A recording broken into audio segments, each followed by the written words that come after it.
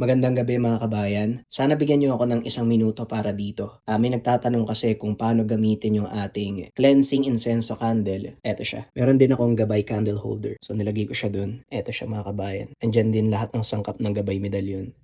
Tuwing 6:00 para ma-cleanse, malinis lahat ng gamit, nilalagay ko lang yan dyan lahat. Tapos ito yung libreta. Soon magkakaroon nito o sa loob ng libreta may nakapaloob na dito na haik pambuhay ng gamit, pangpondo, saka pampuder. Dito na yun. Pero sa ngayon, ito yung meron tayo. Cleansing incenso candle, saka tong gabay candle holder. Pero kung gusto nyo ng candle lang, meron din naman. Available din lahat itong habak de bala, gabay medalyon, lahat yan meron tayo ngayon. At ito, isa sa mga bago natin. Habak de Lana San Benito. Ito siya kabayan. Kung wala kayong oras, gusto nyo linisin yung mga tangan, sindihan nyo lang kandila, ilagay nyo dyan sa tabi. Maraming salamat. Simulan na natin yung kwento. Ang kwentong ito ay hango sa totoong buhay. Mula ito sa isa nating kabayan na itago na lang natin sa pangalang Joshua. Walang eksaktong taon. Linggayen. Bata pa lamang mahilig na si Joshua na magpunta sa mga kakaibang lugar, partikular sa mga abandonado. Nang pumatak ang edad na 20 anyos, nabalitaan niya ang tungkol sa isang lumang tahanan, pagmamay-ari ng kilalang albularyo sa kanilang baryo. Ngunit bigla na lamang naglaho na parang bula. Nang makuha ni Joshua ang balita, naganda ito at nagtungo sa lugar. Pagkarating niya, ang lumang bahay ay iba ang pakiramdam. Nakatayo ito sa madilim na gitna ng kagubatan. Ang mga halaman ay matataas na. Tila may boses na pumapasok sa kanyang isipan na humihikayat na pumasok doon sa loob. Ang loob ng bahay ay nagpakita ng mga alaala ng nakaraan. Ang mga alikabok na nagkalat sa paligid, nagpapaiwatig ng tagal na panahon na lumipas. Sa gitna ng sala, nakita ni Joshua ang isang lumang upuan na may kakaibang nakaukit na mga simbolo. Hindi nagtagal, narinig niya ang mahinang mga hagikgik na tila galing kung saan. Binuksan niya ang lumang aparador. Nakita ang ilang mga kagamitan. Sa isang sulok, merong nakalagay na lumang aklat na tila hindi nagalaw ng matagal na panahon. Kagad niyang binuklat ang aklat. Binasa kung ano ang naroon. O San Miguel Arcangel, tagapagtanggol, dakilang tagapagligtas. Kami ay dumudulog sa iyong banal na presensya upang humingi ng tulong at proteksyon. Ipinapahayag namin ang aming pananampalataya at debosyon sa pamamagitan ng pagdala ng iyong medalyon. Nagpapakita ito ng tapang at lakas. At saka, hindi natapos si Joshua ang pagbabasa. Bigla itong nawalan ng malay. Mataas na ang sikat ng araw nang magising ang binata. Nakitang wala na ang libro at halos lahat ng gamit sa loob. Naglaho na lamang. Naiwan ang abandonado at lumang tahanan. Inakala ni Joshua na panaginip lamang ang lahat ng iyon. Dali-dali niyang kinuha ang bag at umalis sa lugar. Paggawi sa tahanan, sinalubong siya ng ama na halatang nag-aalala. "Saan ka ba nanggaling, Joshua? Kahapon ka pa wala.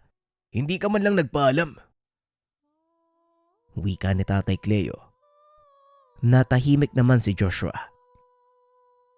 Sa halip na sabihin ng katotohanan ay nagsinungaling ito sa ama dahil alam niyang papagalitan siya nito. Pasensya na po tay ah. Natulog po ako sa bahay ng kaibigan ko. Nakalimutan ko lang po magpaalam. Pagsisinungaling ni Joshua habang pilit na ngumiti. "Sa susunod magpaalam ka. Nag-alala ako sa'yo eh. Bueno, pumasok ka na sa loob. Sabayan mo ako mag-agahan." Wika ni Tatay Cleo. Naramdaman ni Joshua ang pagdududa sa mga mata ng ama. Habang kumakain ng almusal, hindi mapigilan ni Joshua na mag-isip tungkol sa nangyari. Kung ano ba talaga ang nangyari sa loob ng bahay na yon. Bakit bigla na lamang nawala ang lahat ng gamit? Hindi niya alam kung kanino hingi ng tulong, kaya naman tinago niya ito sa sarili. Ilang araw ang lumipas. Bumalik si Joshua sa normal na gawain. Subalit tuwing siya ay mag-isa, naiisip niya ang kakaibang pangyayari. Isang gabi, habang nag-aaral, may napansin siyang kakaibang liwanag sa loob ng bag. Ito yung dala niyang bag nang magpunta sa lumang bahay. Kaagad na tumayo si Joshua mula sa silya. Tinignan ang kanyang bag. Laking gulat niya nang makita ang libro na nakita niya sa lumang bahay. Kaagad niya itong binuklat. Sa kanyang pagbuklat, may nalaglag na kwintas. Dinampot niya ito at sinuri ng mabuti. Merong nakasulat doon sa kwintas: San Miguel Arcangel. Labis na namangha si Joshua at sinuot ang medalyon. Nang maisuot niya ito, nakaramdam siya ng kakaibang enerhiya na dumadaloy sa katawan, na parabang may bagong lakas at tapang na bumalot sa kanya. Habang hawak-hawak pa rin ang libro, may mga lumalabas na lumang titik at simbolo sa pahina. Hindi niya maipaliwanag kung paano, ngunit naiintindihan niya ang mga nakasulat. Sa tulong ng medalyon, ikaw ay magiging tagapagtanggol ng nasasakupan ni San Miguel. Wika ni Joshua. Ito ang mga nakasulat sa libro. Biglang nagliwanag ang paligid. Sa harap ni Joshua, namuo ang isang imahe ng matanda. Joshua, ang medalyon na yan ang magbibigay ng gabay at proteksyon. Ngunit tandaan mo, ang kapangyarihang taglay hindi para sa iyong sariling kapakinabangan, kung hindi para sa kapakanan ng lahat. Wika ng imahe sa kanyang harapan. Sino ka? Hindi kita kilala. Bakit alam mo yung pangalan ko? Tanong ni Joshua. Ako si Ben, ang dating nangangalaga ng medalyon, na ngayon ikaw na ang nagmamay-ari. Wika ni Lolo Ben. Nagulat naman si Joshua. Lolo Ben? Anong kailangan kong gawin? Wala akong alam tungkol sa bagay na to.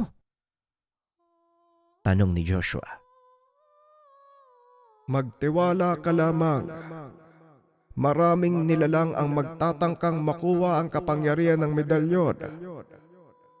Kailangan mo itong protektahan dahil sa oras na makuha nila ang bagay na yan, hindi maganda ang magaganap. Pero hindi ka nag-iisa. Maraming tawang makakatulong sa iyo. Subalit kailangan mong matutunan ng pagkilala kung sino ang kaibigan at kung sino ang kaaway. Wika ni Lolo Ben. Nais pa sanang magtanong ni Joshua. Ngunit naglaho na si Lolo Ben. Hindi alam ng binata ang gagawin. Nang sumunod na araw, muli niyang binalikan ang libro. Inilatag niya ito sa mesa. Sinimulang basahin ang bawat pahina ng mas maingat. Sa bawat pahina, may mga salaysay ng mga nakaraang tagapangalaga, mga kwento ng kanilang pakikipagsapalaran upang maprotektahan ng medalyon. Sinambit ni Joshua na kailangan niyang malaman ang lahat ng tungkol sa medalyon. Kailangan niyang maintindihan kung papaano ito gagamitin. Sa patuloy na pagbabasa, natuklasan niya ang isang sinaunang ritual na maaaring magpakita ng landas kung saan naroon ang mga kaibigan, pati na rin ang kaaway. Gamit ng apoy at tubig, lilitaw ang tunay na kalikasan ng mga nasa paligid mo. Gamit ng mga orasyon, malalaman mo kung sinong dapat pagkatiwalaan. Basa ni Joshua mula sa libro. Bigla namang dumating si Tatay Cleo.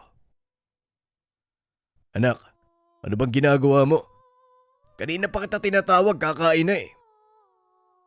Wika ni Tatay Cleo. Kaagad ay tinabi ng binata ang libro. Matapos kumain, naisip ni Joshua na subukan ang ritual na nabasa. Kumuha siya ng isang maliit na mangkok. Pinuno ito ng tubig. Inilagay sa gitna ng kanyang kwarto. Nagsindi ng kandila. Inilagay sa tabi ng mangkok. Apoy at tubig, ipakita mo sa akin ang katotohanan. Sana hindi mo ko biguin. Wika ni Joshua habang nakatingin sa tubig. Biglang gumalaw ang apoy ng kandila at kumulo ang tubig sa mangkok. Sa loob ng ilang sandali, lumitaw ang imahe ng iba't ibang tao, pamilya, mga kaibigan, at mga taong hindi kilala ni Joshua. Kaagad na napatanong sa sarili si Joshua at sa gitna ng kanyang pagninilay-nilay, narinig niya ang mahinang boses ni Lolo Ben sa isipan. Joshua, ang bawat isa sa kanila ay may tungkuling ginagampanan. Makikilala mo ang iyong mga kaibigan at kalaban sa tamang panahon. Sundin mo ang iyong puso at gagabayan ka nito sa tamang direksyon. Magtiwala ka lamang sa gabay ng medalyon. Wika ng boses.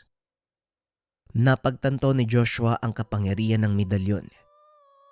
Hindi lamang sa kakayahan nitong magbigay ng gabay, kung hindi sa kakayahan na makinig sa sariling puso at pag-iisip.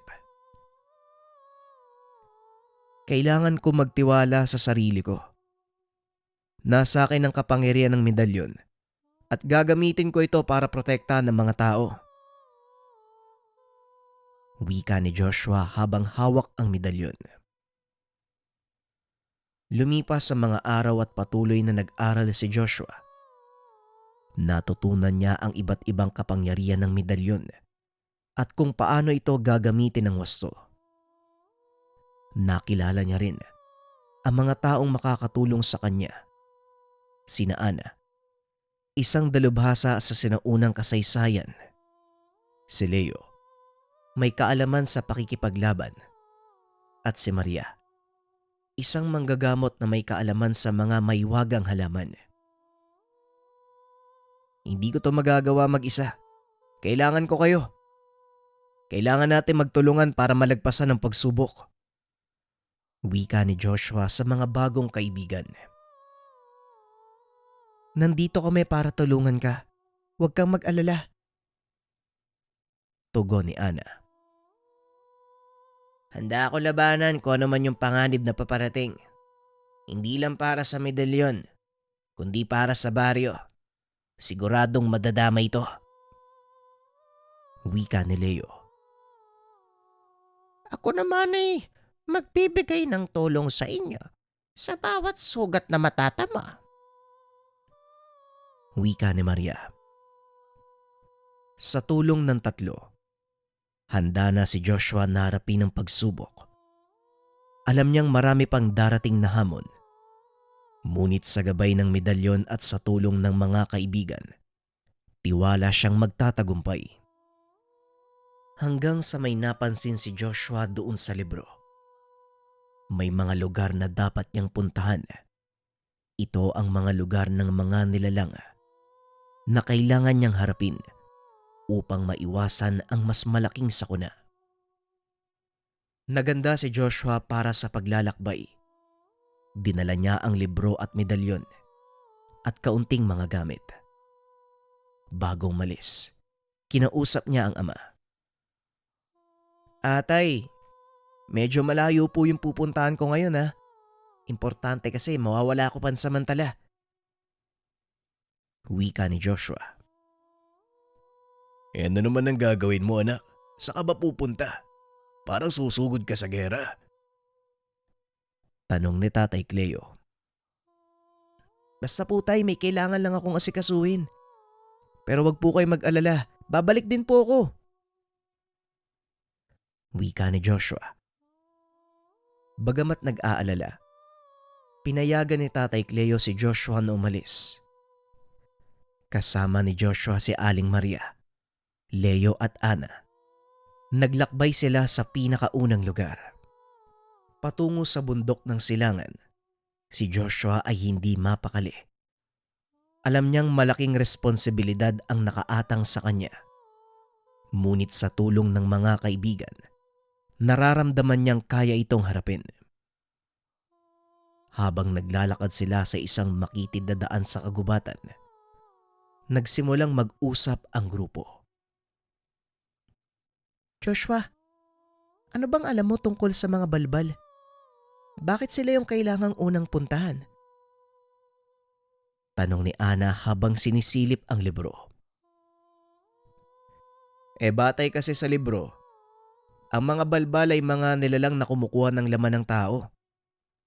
Sila ang nagpapalaganap ng takot sa mga baryo sa silangan eh. Kailangan silang mapatay para mapigilan na yung panggagambala nila. Wika ni Joshua. Kahit anong uri ng nilalang yan, basta kailangan patayin, hindi ako magdadalawang isip.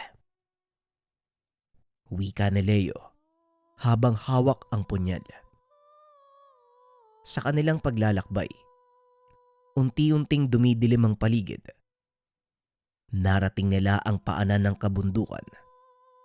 May nakita silang nakaupo sa isang bato. Anong kailangan niyo sa lugar na to? Napadpad ata kayo sa maling baryo. Wika ng lalaki. Wala naman. May kailangan lang kaming gawin. Tugon ni Joshua. Hindi mo kailangang itago sa akin ang pakay niyo.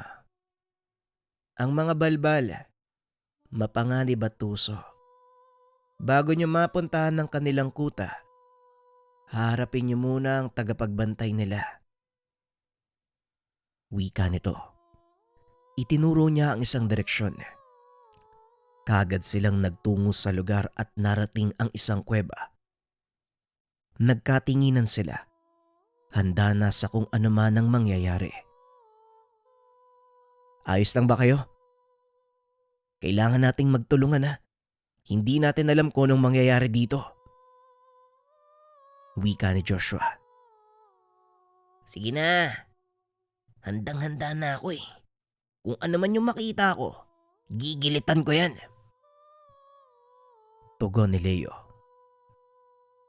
Pagpasok pa lamang nila doon sa kuweba, nakakabinging mga angil ang narinig nila.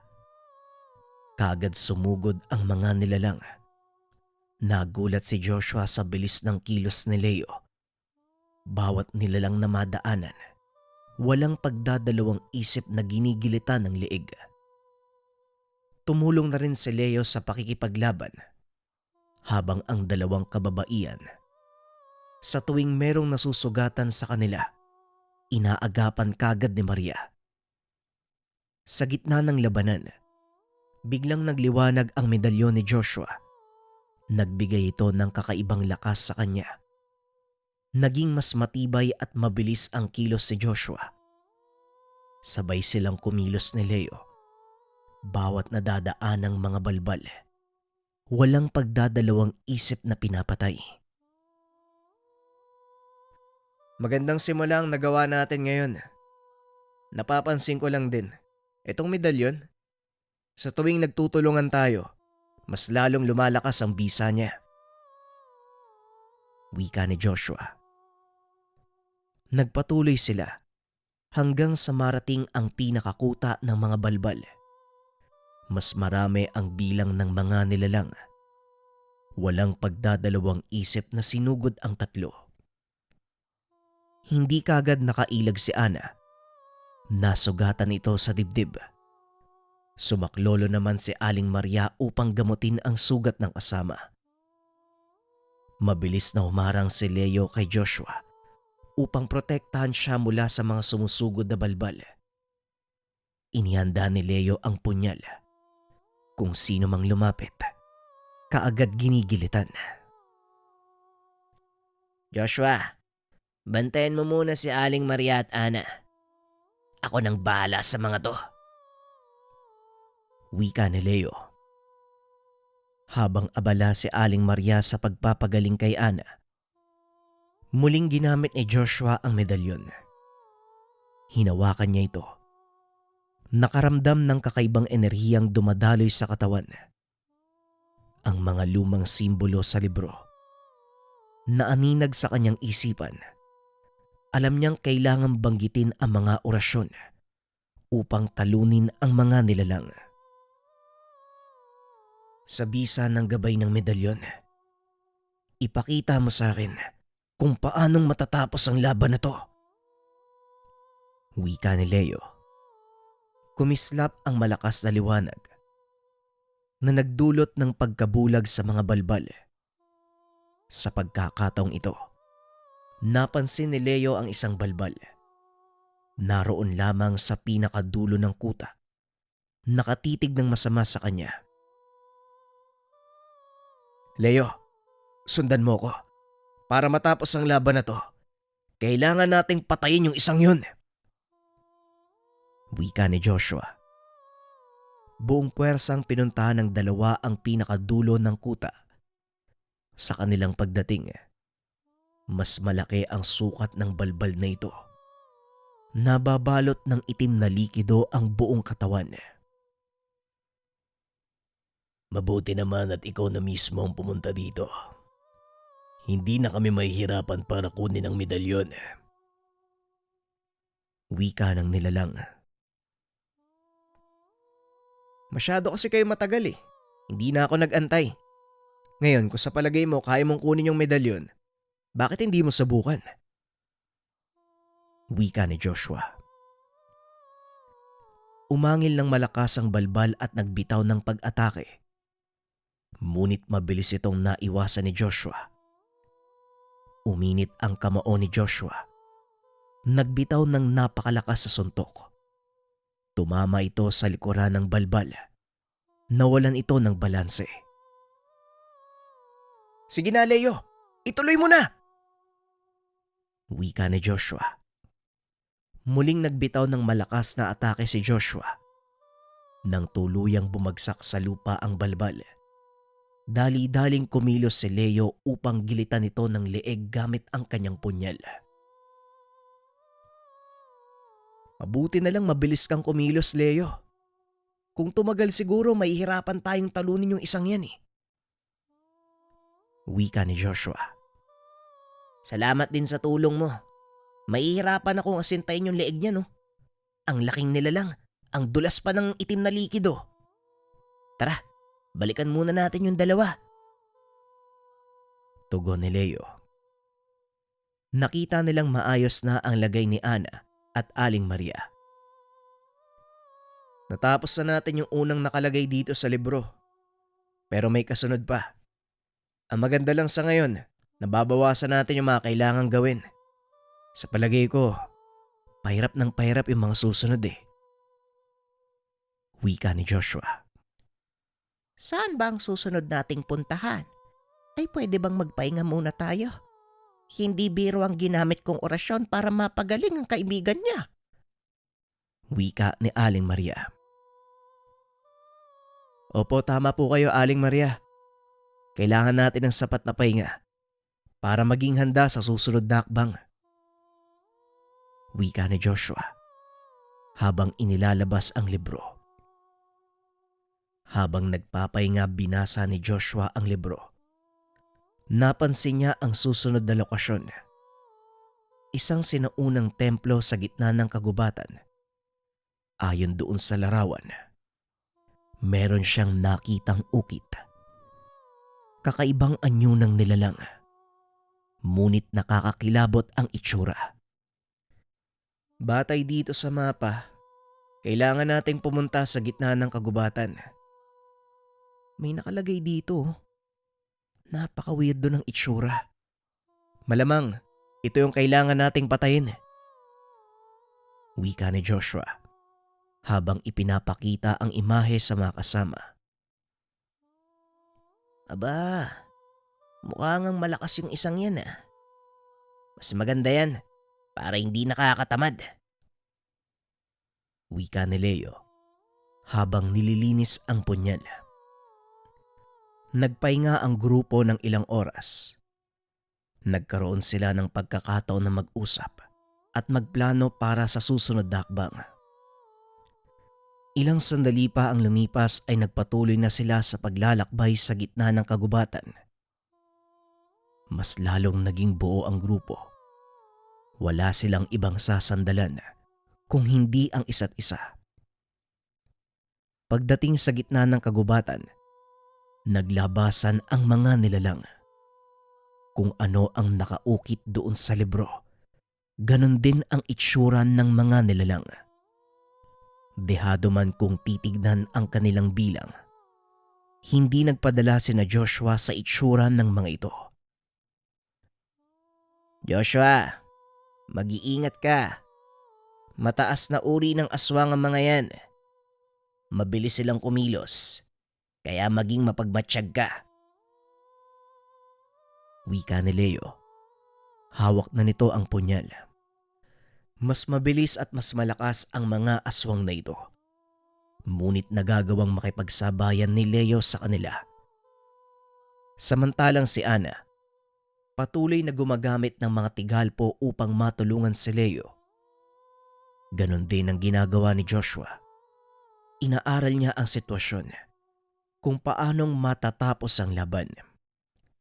Kaso nga lang ilang sandali pa ang lumipas. Parami ng parami ang mga nilalang. Dehado sila sa laban. Napapagod na ang buong grupo. Muling narinig ni Joshua ang tinig ng matanda. Nagbanggit ng mga kataga ang matanda. Kaagad naman itong sinundan ni Joshua. Matapos niyang magsalita, nag-iba ang aura ng buong paligid. Maging sila ay naramdaman ang pagbigat. Dahan-dahang umaatras ang mga aswang. Ang buong akala ng grupo ay matatapos na ang laban. Ngunit sa gitna ng mga nilalang, lumapag ang isang napakalaking nilalang. Mas malaki ng 3 ulit ang kanyang sukat. Nabalitaan ko na ang tungkol sa inyo. Yung tungkol sa ginawa niyo sa mga balbal. Kung inakala niyong ganun lang kadali ang mangyayari dito, nagkakamali kayo. Wika ng nilalang. Biglang nawala ang nilalang sa kanilang harapan. Nagulat na lamang sila. Nasa likuran na ito ni Aling Maria.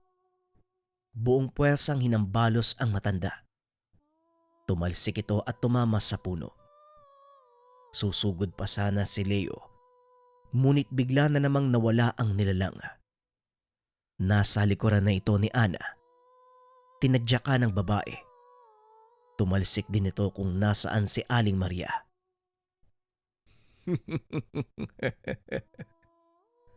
Ang lakas ng loob niyong pumunta sa aming teritoryo. Hindi niyo naman alam kung anong dapat gawin. Matapos magsalita ng nilalang, kaagad na sumugod si Leo. Ilang ulit niyang hinampas ang punyal. Ngunit iniiwasan lang ito ng nilalang. Masyado kang mabagal. Kung sa palagay mo tatama ang punyal na yan, nagkakamali ka. Wika ng nilalang. Hinawakan nito sa ulo si Leo. Buong puwersang hinagis patungo sa puno. Ang naiwan na lang, si Joshua at ang nilalang. Ngayon bibigyan kita ng pagkakataon Ibigay mo sa akin ang medalyon. Makakalis kayo ng buhay. Wika ng nilalang. Imbis na iabot ang medalyon, itinaas ito ni Joshua. Binanggit ang huling orasyon na nasa libro. 3 salita lamang ito. Kaso nga lang ilang sandali ang lumipas. Wala namang nangyaring kakaiba.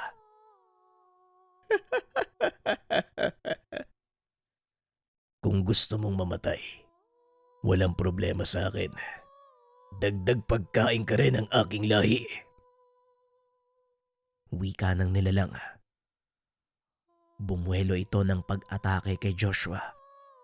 Ngunit bago siya tuluyang makalapit, 3 malalakas na liwanag ang bumagsak mula sa kalangitan. Bumaon ito sa katawan ng nilalang.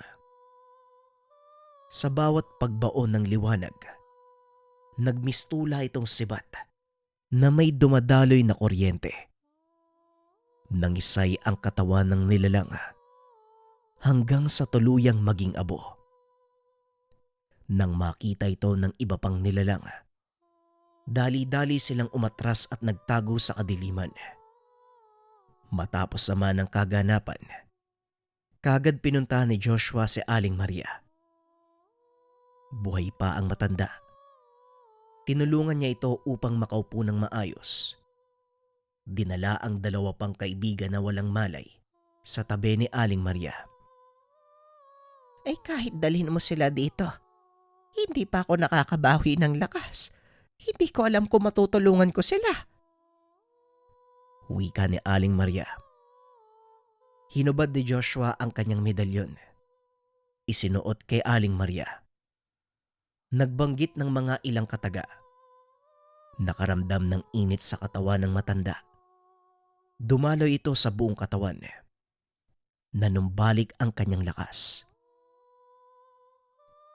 Ang medalyon na po ang tutulong sa iyo, Aling Maria. Kayo na po ang bahala. Magpapahinga po muna ako. Wika ni Joshua. Nawalan ito ng malay sa tabi ng matanda. Pagkagising niya, maayos na ang kalagayan ng lahat. Tunay ngang mabisa ang medalyon na napunta sa iyo, Joshua. Kapag mabuti ang puso ng isang tao, talagang tutulungan ka. Tapos na ang misyon natin dito. Kailangan na nating umalis. Matapos ang kaganapan, umuwi na sila sa kani-kanilang tahanan. Muling nagpakita ang gabay ng medalyon kay Joshua. Ayon dito, Maaring natapos mo na ang pinakamalaking banta sa medalyon. Pero ito ang tatandaan mo, iho. Sa oras na magkaroon ka ng koneksyon sa larangan ng mga nilalang, kailanman ay hindi ka nila titigilan hanggat hindi nila nakukuha ang kapangyarihan. Manatili kang handa sa anumang pagsubok na paparating. wika ni Lolo Ben. Maraming salamat po, Lolo. Pero kahit anong dumating sa akin, sige lang, hinding-hindi ko sila aatrasan. Hanggat nasa akin ang gabay ng medalyon, ipagtatanggol ko ito habang buhay. Ang kwentong ito ay hango sa totoong buhay. Mula ito sa isa nating kabayan na itago na lang natin sa pangalang Mateo. Walang eksaktong taon. Tugigaraw. Mula pagkabata, ang kinagisnan na magulang ni Mateo ay si Lolo Emilio, isang antingero. Palaging seryoso. Hindi palakibo si Lolo Emilio, ngunit napalaki niya ang apo na mabuting tao. Tahimik ang buhay ng maglolo. Masaya si Mateo ngunit nagbago ang lahat nang dumating sa kanilang tahanan ang mga tiyuin, si Diego at Rafael. Aba, mas matangkad ka na sa akin ha, Mateo. Noon buhat at kandong-kandong pa lang kita eh. Wika ni Rafael na isang lasinggero. Sa akin ata nagmana tong pamangkin eh. Bukod sa matangkad, gwapo pa. Wika ng isa pang syuin, si Diego na basagolero. Kaagad namang sumingit sa usapan si Lolo Emilio. Walang minana sa inyo dahil pareho lang kayong sakit sa ulo. Ikaw, Rafael, kailan ka ba titigil sa bisyo ng pag-iinom? Ikaw naman, Diego, kailan ka ba matututo kapag bangkay ka ng uuwi dito? Wika ni Lolo Emilio. Natahimik naman ang dalawa sa sinabi ni Lolo Emilio.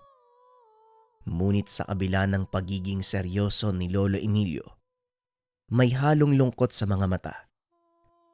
Lungkot na hindi maaaring pagtakpan ng kanyang maigpit na pananalita. Si Mateo ay nakikinig lamang sa usapan. Biglang tumayo at lumapit kay Lolo Emilio. Lolo, hayaan niyo na po sila. Alam ko pong mahal niyo po kami at yung gusto niyo lang po yung makakabuti para sa amin. Kahit papaano po, may bago ako makakasama dito sa bahay, mas maganda po yun. Hindi na ako makikipagkaibigan kung kani-kanino. Wika ni Mateo sa lolo. Naramdaman ni Lolo Emilio ang senseridad at pagmamahal sa bawat salita ni Mateo. Napangiti siya at hinawakan ang ulo ng apo. Maraming salamat ha. Mahal ka naman namin eh. Hindi man ako pala kaibigan pero ang puso ko ay laging bukas para sa inyo. Patuloy ka magpakabuti ha. Maging matatag sa gitna ng mga pagsubok. Huwag kang gagaya dito sa mga tiyo mong pasaway at sakit sa ulo. Wika ni Lolo Emilio. Si tatay naman parang hindi kami anak kung ituring oh. Ayaw namin maging katulad mo. Buhat ng mamaya pa si nanay. Hindi ka na nag-asawa eh. Wika ni Diego. Tinitigan siya ng masama ni Lolo Emilio. Aba, sa'yo pa nang galing ang bagay na yan ha. Kayo nga tong si Rafaelo, hindi pa nag-aasawa, tatanda nyo na. Wika ng matanda. Mas masarap magbuhay binata. Walang obligasyon na dapat gampanan. Isa pa, ayoko maging katulad ng ama ni Mateo. Wika ni Rafael. Nagulat naman si Mateo dahil kahit minsan, hindi niya narinig ang tunay na nangyari sa mga magulang. Oo nga naman tay, ayoko maging katulad ni kuya. Nang mamaya pa ang asawa, sumunod ka agad eh. Hindi man lang iniisip ang kapakanan ng anak. Hirap talaga kapag sobra kang magmamahal ano, nakakamatay. Wika ni Diego. Kaagad nagsalita si Lolo Emilio.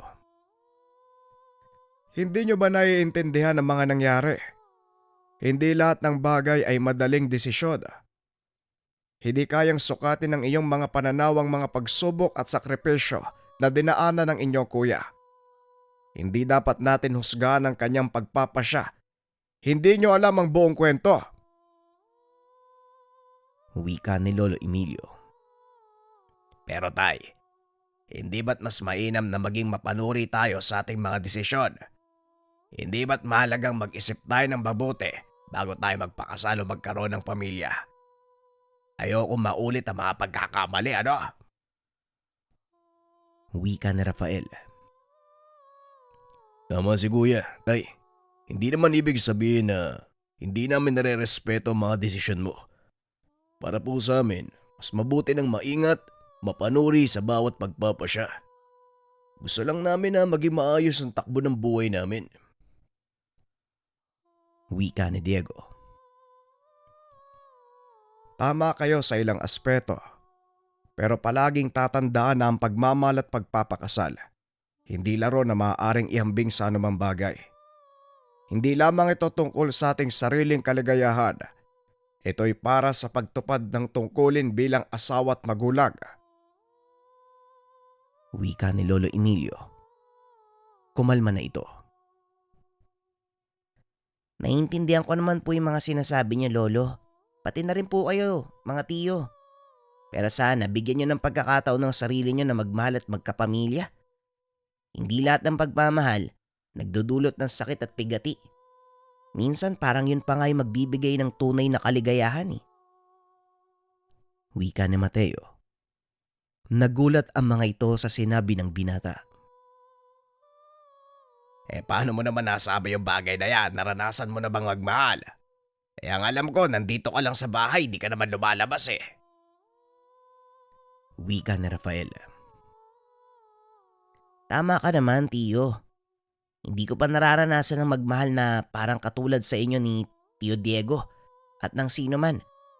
Pero sa pagmamasid ko sa buhay ng iba at sa karanasan ng ating pamilya, natutunan ko ang pagmamahal ay isang malalim na karanasan na hindi lamang nakaugat sa romantikong pag-ibig, kundi pati na rin sa pag-aalaga at pagmamalasakit sa isa't isa. Wika ni Mateo. Namangha ang mga ito sa sinabi ng binata. Siguro nga. Bata ka pa kasi. Pero hindi ko naman ikinakaila na may punto ka. Minsan lang kasi parang mas ligtas sa manatili sa ganitong estado. Yung mag-isa. Wika ni Rafael. Pero tiyo, hindi po ba mas masarap mabuhay ng may kasama? Yung may tao kang makakasama sa hirap at ginawa. Sa tagumpay, sa kabiguan. Hindi mo kailangan mag-isa sa mga pagsubok na darating. Mas magandang merong aalalay sa'yo. Wika ni Mateo. Tama si Mateo. Ang pagmamahal at pagsasama may mga hamon at sakripisyo. Ngunit hindi ito dapat katakutan. Sa bawat karanasang ito, tayo ay nagiging mas matatag at malakas ang kalooban. Hindi man perpekto ang pagsasama, ngunit sa pagsisikap at pagbibigayan, nagiging mas malapit tayo sa tunay na kahulugan ng pagmamahalan at pamilya. Yan ang palagi niyong tatandaan. Wika ni Lolo Emilio. Matapos ang usapan, pumasok sa kwarto si Lolo Emilio at hindi na lumabas. Ano bang ginagawa ni tatay dyan sa loob? Tuwing sasapit ang 5:00 ng hapon, palagi na lang siyang pumapasok dyan. Tanong ni Rafael. Hindi ko rin alam eh. Baka may ginagawa lang na kung ano. Kailangan niya siguro ng panahon para sa sarili niya. Lalo na't medyo tumatanda na rin si Lolo. Maging ako, walang ideya kung anong ginagawa niya sa kwartong yan eh. Hindi pa nga ako nakakapasok dyan, ayaw ni Lolo. Wika ni Mateo. Oo nga kuya, baka kailangan niya ng oras para magmuni-muni o magdasal. Alam mo naman si tatay matindi ang pananampalataya. Wika ni Diego. Siguro nga. Pero minsan nakakabahala din ano. Parang ang lungkot ng dating sa tuwing pumapasok siya dyan eh. Sana ayos lang siya. Wika ni Rafael. Matapos ang ilang sandali, may narinig silang mahinang tunog mula sa kwarto ni Lolo Emilio. Nag-alala, lumapit sila at kumatok sa pintuan. Lo, ayos ka lang po ba? May nangyari po ba sa inyo? May kailangan po ba kayo? Tanong ni Mateo. Walang sumasagot sa loob. Baka nagpapahinga na yan. Huwag na nating istorbohin. Wika ni Diego. Teka. Baka dapat natin buksan para tignan yung kalagayan niya. Mamaya kailangan niya ng tulong eh. Wika ni Rafael. Sinubukan pa itong pigilan ni Mateo. Binuksan nila ang pintuan at nagulat sa nakita. Si Lolo Emilio. Nakaupo sa isang sulok ng kwarto. Nakayuko. Lumuluha ang mga mata. Lo, ano pong nangyari? Bakit po kayo umiiyak dyan? Tanong ni Mateo. Nagulat naman si Lolo Emilio dahil naroon ang tatlo. Ano bang ginagawa nyo dito? Bakit kayo pumasok? Hindi ba sinabihan ko na kayo? Ayoko may pumapasok dito. Tugon ni Lolo Emilio. Huwag ka naman pong sumigaw, Tay. Natatakot si Mateo, oh. Huwag naman pong ganyan. Nag-aalala po kami, kaya kami pumasok dito. Tugon ni Diego. Kaagad silang lumabas ng kwarto. Sumunod naman si Lolo Emilio matapos magdasal. Pasensya na kayo sa mga nasabi ko kanina. Sa katunayan, may hindi kasi ko sinasabi sa inyo eh. Sa tingin ko, kailangan nyo nang malaman ang bagay na yon. Wika ni Lolo Emilio. Hindi sinasabi. Ano po yun, Lolo? Teka, may sakit po ba kayo? Tanong ni Mateo. Ay naku, ito talaga oo. Sakit ka agad. Kumalma ka lang kasi. Malay mo tungkol sa isang bagay. Baka sabihin ni tatay, hindi siya tunay na lalaki. Wika ni Rafael. Pinitik ni Lolo Emilio ang noo ng anak. Anong sinasabi mong hindi tunay na lalaki? Kaya nga may anak ako eh. Puro ka talaga kalokohan oh. At ikaw naman Mateo, wala akong sakit ah. Wika ni Lolo Emilio. Nakahinga ng maluwag si Mateo. Kung ganon, ano po yung hindi mo sinasabi, Tay? Bakit parang sobrang seryoso mo? At saka ano po yung mga kakaibang bagay na nasa kwarto? Nakita ko po kanina eh. Pasensya na po ha. Tanong ni Diego sa ama. Napabuntong hininga si Lolo Emilio. Ang totoo niyan, isa kong albularyo. Hindi talaga nagpakamatay ang inyong kuya. Nagkaroon din siya ng sakit kagaya sa ina ni Mateo. Sinubukan kong iligtas, pero hindi ko nagawa. Wika ni Lolo Emilio. Sabi ko na nga ba eh. Tama tayo ng hinala, kuya. Noon pa lang, nakahalata ko na eh. At saka nabanggit din niya ni kuya noon. Wika ni Rafael. Hindi nyo ba naiintindihan ang bigat ng mga sinasabi ko? Isa kong albularyo. Sinubukan kong gamutin ang inyong kuya at ang ina ni Mateo gamit ang mga kaalaman ko. Ngunit hindi ko sila nailigtas. Ang mga ritual at gamot na alam ko, hindi naging sapat. Hindi ko kayo sinabihan noon dahil ayokong bigyan kayo ng maling pag-asa o matakot sa panganib na dala ng sakit nila. Wika ni Lolo Emilio. Tay, naiintindihan namin. Pero kahit hindi mo po sila naligtas, hindi po ibig sabihin nun na bigo ka bilang isang ama o isang albularyo. Ginawa niyo po yung makakaya niyo, di ba? Wika ni Diego. Oo nga, Tay. Kahit ano man ang mga pinagdaanan, ang importante nandito pa rin tayo magkakasama. Wika ni Rafael. Lolo, ikaw lang naman po yung inaantay namin na magtapat eh. Alam namin na may hindi ka sinasabi. Alam ko mahirap po yung ginawa nyo. Matagal na panahon na po yung lumipas. Kaya sana patawarin nyo rin po yung sarili nyo, Lolo. Wika ni Mateo.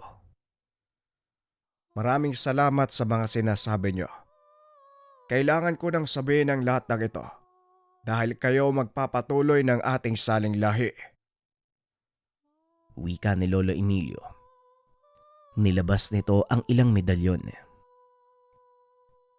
Tay, ano po yung mga yan? Ngayon pa lang ako nakakita ng ganyan ah. Tanong ni Rafael. Ito para sa'yo, Diego. Habakan tawag dyan. Iingatan ka niyan kapag iningatan mo rin siya. Sa'yo naman, Rafael, medalyon ng Birheng Maria. At sa'yo, Apo, ipapamana ko sa'yo ang medalyon ng Kristong Hari. Naway gamitin nyo sa kabutihan ng lahat ng ipapamana ko. Wika ni Lolo Emilio. Nagtaka ang tatlo kung bakit ito ginagawa ng ama. Tay, bakit mo naman kami binibigyan ng ganito? Nagpapamana ka malakas ka pa. Wika ni Rafael. Ngiti na lamang ang sinagot ni Lolo Emilio. Kinabukasan nagpaalam ang matanda na pupunta sa kabilang baryo. Pumayag naman ang tatlo. Kaso nga lang pagsapit ng gabi, nabalitaan nilang patay na ang ama. Siguradong alam ni tatay na mangyayari to. Kaya binigay niya sa atin ang mga gamit. Hindi normal ang pagkamatay ni tatay. Kailangan nating malaman ang katotohanan. Wika ni Diego. Ilang araw lamang pinaglamayan si Lolo Emilio. Pinaaga ng tatlo ang libing nito. Matapos ang libing, nag-usap-usap sila. Nabanggit sa akin ni Lolo noon Meron siyang sinusulatan. Baka makakuha tayo ng sagot dun. Wika ni Mateo. Kagad nagsimula ang mga ito na hanapin ang bagay na yun. Naroon sila sa kwarto ni Lolo Emilio. Nakitang nakalagay sa isang maliit na kahon, kasama ang ilang langis at halamang gamot.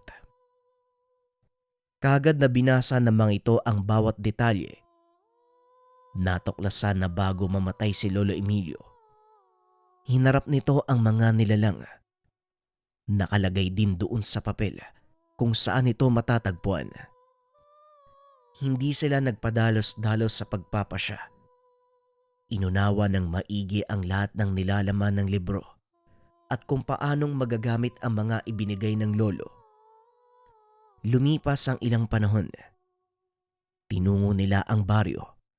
Dala ang lahat ng kaalaman ni Lolo Emilio. Nang makarating sa lugar, ramdam nila ang bigat ng presensya doon sa baryo. Nakarating sila sa pinakagitna. Ang buong akala nila ay walang tao doon sa lugar. Hanggang sa bigla na lamang naglabasan ang mga ito. Nang mga sandaling iyon, dala ni Diego ang medalyon ng Birheng Maria. Dala din ni Rafael ang habak. At si Mateo naman, dala ang Kristong Hari. Tila may kung anong bumubulong sa kanila ng dapat gawin. Naramdaman nila ang pag-init ng medalyon. Kusang pumapasok sa kanilang isipan ang bawat orasyon na kailangang gamitin. Hanggang sa nagsimula ng umatake ang mga nilalang. Hindi maintindihan ng tatlo kung saan nila kinukuha ang determinasyon at tapang upang harapin ang mga aswang. Tumagal ng ilang minuto ang labanan. Dahan-dahang napapabagsak ng tatlo ang bawat umaatake sa kanila. Ngunit laking gulat ng mga ito. Bigla na lamang tumigil sa pagkilos ang mga aswang. Lumayo ito ng kaunti sa kanila. Tumigil sa pag-atake. Ang buong akala nila doon na matatapos ang laban. Hanggang sa ilang sandali pa ang lumipas. Panibagong mga nilalang ang dumating. Ngunit iba ang kanilang itsura. Mas masahol, mas pangit sa mga nauna.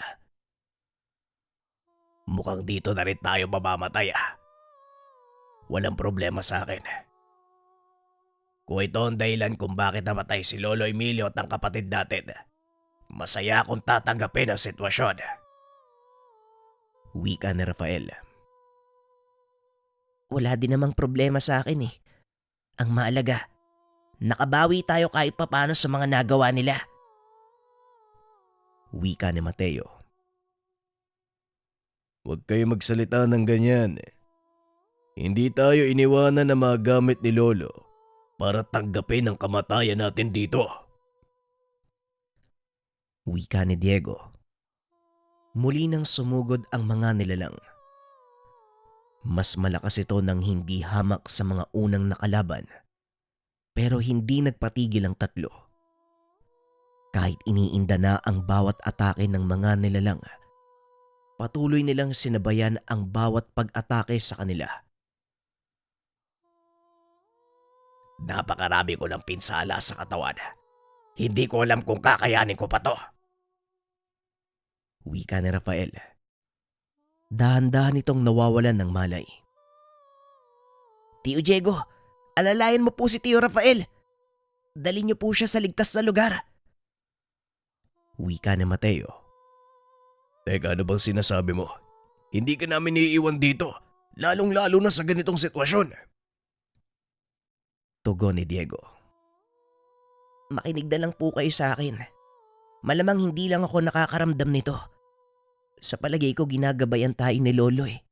Yun yung mga salitang naririnig natin. Umalis po kayong dalawa dahil meron siyang gustong ipagawa. Wika ni Mateo. Ayaw mang sumunod ni Rafael. Sinunod niya ang sinabi ng pamangkin dahil narinig niya rin ang sinabi ng boses. Nang makalis na ang dalawa, kaagad hinawakan ni Mateo ang medalyon. Ipinikit ang mga mata. Sinunod ang mga naririnig na orasyon na pumapasok sa kanyang isipan. Dahan-dahang nakaramdam ng init sa buong katawan si Mateo. Ilang sandali pa. Malakas sa kislap ng liwanag ang lumabas na ikinagulat ng mga nilalang. At ang liwanag na ito, dahan-dahang pumapasok sa medalyon ni Mateo. Ramdam niya ang lakas sa buong katawan. Sa kabila ng mga sugat at pagod, hindi ito ininda ni Mateo. Buong puso niyang sinugod ang mga nilalang sa paligid. Bawat madaanan, walang pagdadalawang isip na pinapatay. Ibang lakas at determinasyon ang ibinigay sa kanya ng liwanag ng medalyon. Inilagay niya rin sa puso't isipan ang mga alaala ng kanyang lolo. Hindi nagtagal. Unti-unting nag-aalinlangan ang mga nilalang. Nagulat sila sa lakas na ipinapakita ni Mateo. Ganun pa man hindi sila nagpatalo. Patuloy na sinubukan na patayin si Mateo. Ngunit sa kabila ng kanilang ginagawa na pamiminsala, hindi nila magawang mapabagsak si Mateo. Sa bawat saksak at sipa, isang nilalang ang namamatay. Tumagal pa ng ilang minuto ang labanan. Hindi na rin namalayan ni Mateo ang lahat ng naganap. Naubos niya ang mga nilalang. Nang mapansin niya ito, dito siya nawalan ng malay.